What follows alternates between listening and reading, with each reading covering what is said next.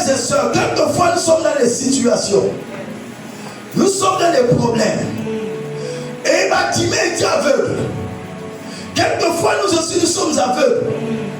Aveugles des choses spirituelles que Dieu nous a données. Aveugles des vérités spirituelles. On n'arrive pas à comprendre, ne saisit pas. Nous sommes aveugles. Tant que les yeux de notre intelligence ne s'ouvrent pas, frères et sœurs, tu auras tout beau faire tout ce que tu pourras, rien ne se passera. Parce que la Bible déclare dans 2 Corinthiens chapitre 4, le verset 4, que le Dieu de ce siècle a aveuglé l'intelligence afin qu'il ne visse pas briller la splendeur de l'évangile de Dieu en Christ. Amen, amen. De Christ en Dieu. Alléluia. Donc, il y a un aveuglement, mais c'est ton esprit qui est aveuglé. C'est ton intelligence qui est aveuglée. Voici pourquoi plusieurs personnes marchent dans les ténèbres, mais que la lumière de Dieu descende sur ta vie.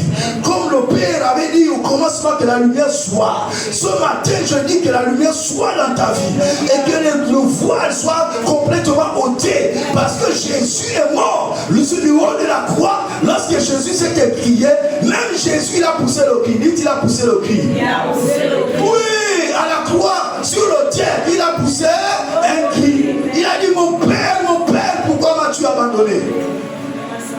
Alléluia.